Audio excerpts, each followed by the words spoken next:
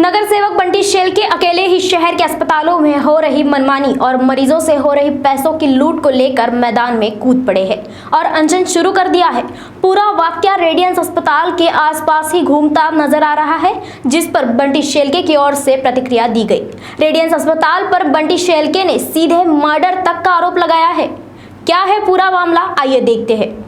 पूरा मामला बोले तो यही है कि मैं अभी करीब 43 दिनों से निरंतर जो है ये कोरोना के सेकंड फेज़ में, यानी इसके पहले भी जो है हमने पिछले 1.5 साल पहले जो कोरोना की पहली लहर थी, वो पहली लहर में भी नागपुर शहर युवक कांग्रेस के साथियों द्वारा और हैशटैग नागपुर एसओएस के साथियों के द्वारा निरंतर 150 दिन करीब सभी साथियों ने धरातल पर उतर कर जो है लोगों की सेवा करते हुए, मरीजों की सेवा करते हुए, मरीजों के रिश्तेदारों की सेवा करते हुए हमने काम किया था।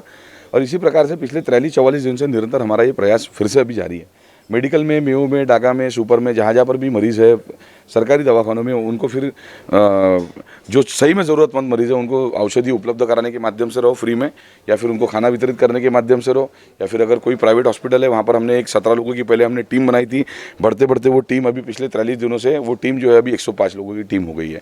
ये टीम के माध्यम से अगर समझ लीजिए कि कोई लोग घर पर क्वारंटाइन भी है, एक 297 परिवारों को घर जाकर जो है हम लोग खाने का डिब्बा देने का काम कर रहे हैं, क्योंकि वहाँ पर पति पत्नी भी अगर दोनों क्वारंटाइन है तो उनको ऐसी पूरी प्रॉपर हमने एक लिस्ट बनाकर जो ज़रूरतमंद लोग हैं उनके यहाँ पर हम लोग खाना पहुँचाने का भी काम कर रहे हैं, दवाइयाँ देने का काम कर रहे हैं, मेयो में, मेडिकल में खाना वितरित करने का काम कर रहे हैं।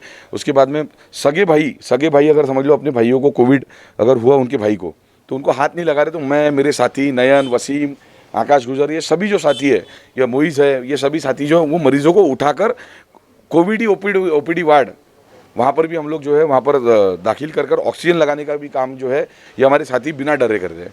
तो बस इतना ही है कि बाकी और भी चीज़ें होती जाती थी, लेकिन जैसे जैसी चीज़ें हो रही थी उसके बाद में जो है उसके बाद में रेडियंस हॉस्पिटल से मुझे एक दिन कॉल आता है कि कहते हैं कि भैया हमारी जो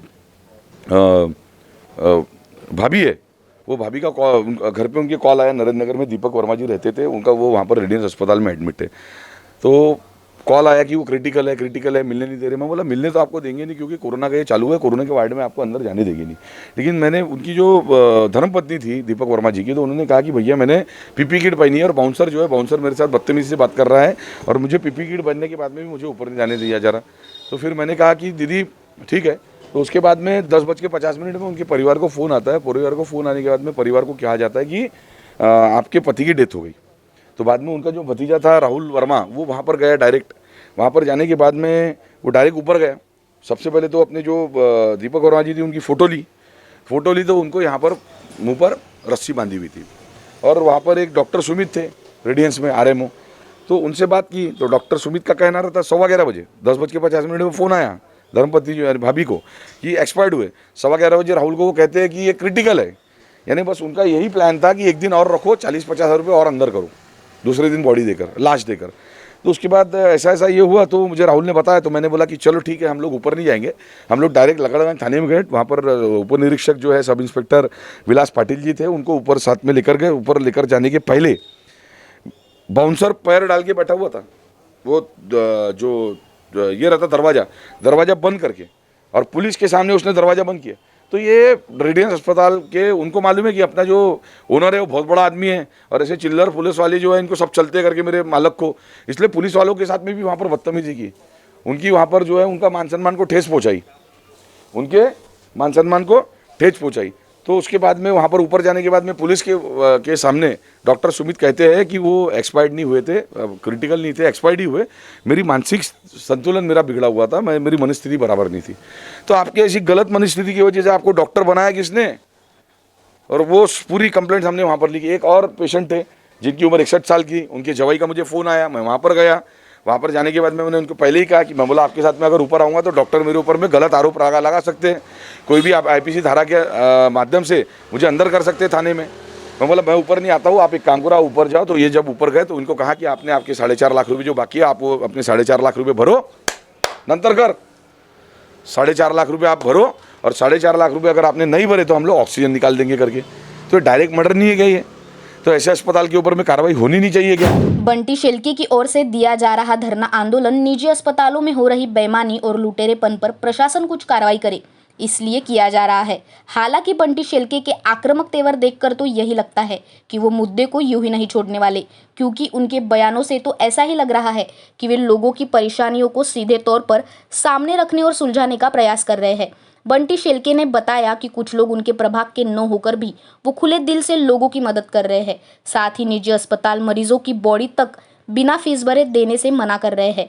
ऐसा संगीन आरोप उन्होंने अस्पताल पर लगाया है। स्वास्थ्य मंत्री की ओर से घोषणा के बाद भी जब निजी अस्पताल भर्ती कराने को लेकर पैसे ले रहे हैं तो इस पर क्या ही कहे। साथ ही लगे हाथ भाजपा पर भी बंटी शेल्के ने जमकर खरी खोटी सुना डाली। एक अमित सोमकोर करके बच्चा था, 38 साल का बेचारा, टिकाना का झंडे नगर में रहता था। उनकी जो है 7 बजे सुबह उनकी डेथ हुई और मुझे उनका फ़ोन आया। वो मेरे प्रभाग के भी नहीं है, मेरे विधानसभा क्षेत्र के भी नहीं है। उसके बावजूद मैं वहाँ पर गया और जाना ही चाहिए सभी लोगों ने, जो लोग सामाजिक क्षेत्र में राजनीति में काम करते हैं।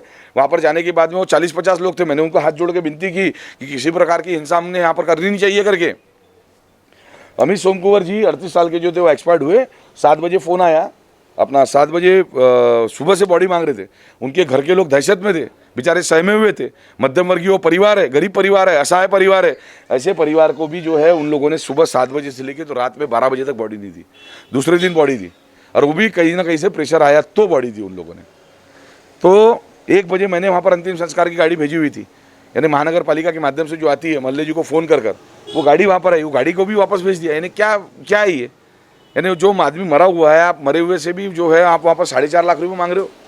ऐसे कई सारे हॉस्पिटल है, ऐसे कई सारे हॉस्पिटल जो जनता की लूट कर रहे हैं।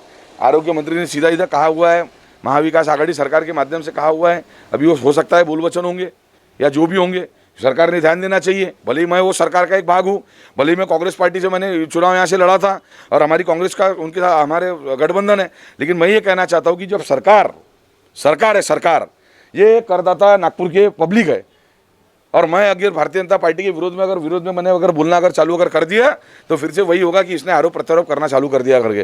ठीक है, लेकिन भारतीय जनता पार्टी को चलो बोल रहा नहीं, जो भी चालू होगा सबको मालूम है, पूरे देश को मालूम है कि भारतीय जनता पार्टी की क्या तमाशे शुरू है। लेकिन मैं किसी के ऊपर मैं आरोप प्रत्यारोप नहीं कर रहा हूँ। मेरे कहने का मतलब यह है कि मैं अगर समझ लो कोई सरकार का अगर हिस्सा हूँ, अगर उनसे भी अगर गलती हो रही है तो मुझे पूरा अधिकार है, नैतिक जिम्मेदारी है, अधिकार है कि मैं अपनी भी सरकार के ऊपर मैं अपना हाथ मैं जो है उनको उंगली उठा सकूं। तो ये सब अस्पतालों के ऊपर में कार्रवाई करनी चाहिए।